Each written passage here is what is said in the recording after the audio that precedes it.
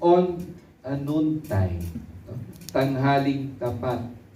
Walang umiigib pang tanghaling tapat. So bakit kaya? Hindi natin alam. And maybe one of the reasons, she was avoiding many marites. Why? No? Kasi kung nabasa niyo ang kwento na ito, itong babaeng ito had 5 husbands. And the 6, meron siyang kinakasamang ika-anim. No? So hindi maganda ang reputasyon ng Samaritano. And lovers go to the well to seek a companion. No? Pag nagtagpo ang isang binata at dalaga sa balon, malamang baka magkatuluyan. The well mentioned in our gospel today is located along the road that leads from Judea to Galilee. It is more than 3,000 years. It is very deep and it still gives good and fresh water as in the time of Jesus and also during our time. Kung nakapunta na kayo ron, may tubig pa rin ang balon. It was a place where all travelers were stopping, resting, and regaining strength. It was in this well where Jesus and the Samaritan woman met. Jesus was tired from his journey, sits on the well. It is noon when a woman comes to draw water, and Jesus asks for a drink. The dialogue began, emphasizing the differences between them, Jew and Samaritan, man and woman, holy and sinner. The divisions brought about by the walls they built between them through the years. So the division between the Jews and the Samaritans were very old. Jesus replied by emphasizing not the division or differences, but the truth that all were created by God, loved by God, and important to God. Jesus brought with him bridges of grace, love, and mercy to save and unite all.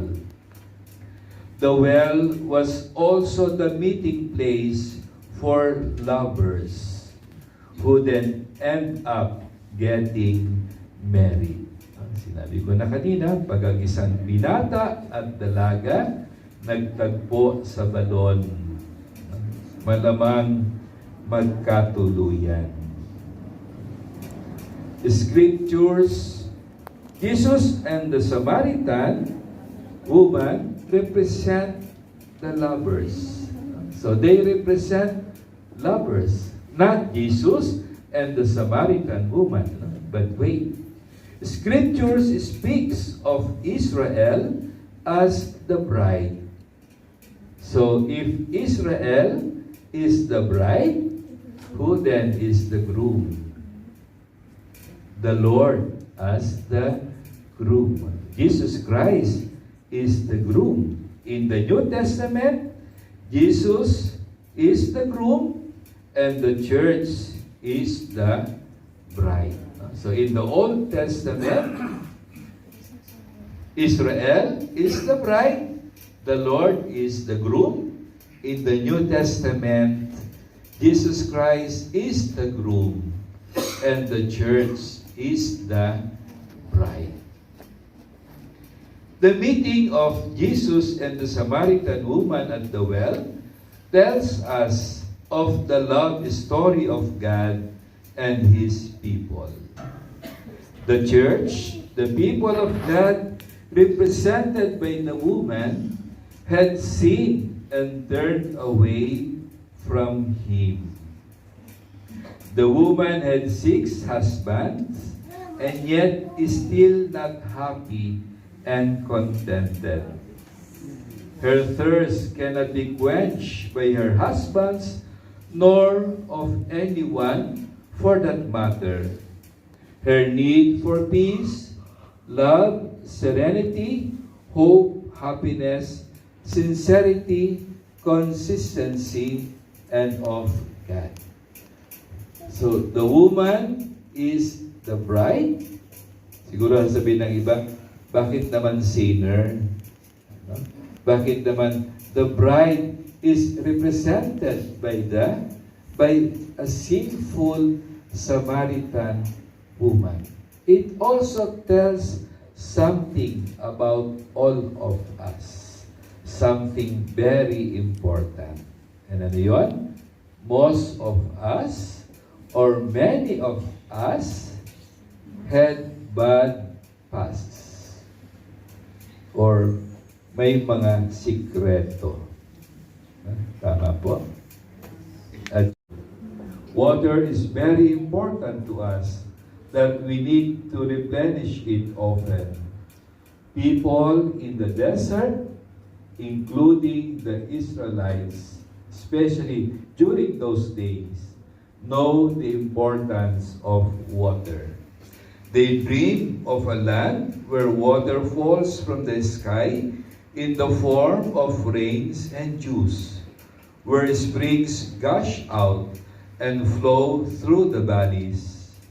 In the Gospel, Jesus is talking not only of the material water that quench physical thirst, but of a living water that quench all kinds of thirst, and most important, gives eternal life. In the first reading, the Israelites were complaining to the Lord through Moses because they were very thirsty. So they thought that they will die of thirst. And if people are thirsty or hungry, they go crazy. Tama po. Pag gutom at uhaw, nakakabaliw. No? So, they remembered their situation in Egypt. In Egypt, though they were slaves, they will not die of thirst because waters were abundant there. They suddenly forgot the good things and miracles that the Lord had shown them. And they even exclaimed, "Is the Lord in our midst or not?" Pinabayaan ba tayo ng Diyos? The Lord responded, not with threats and punishments, but shows understanding of the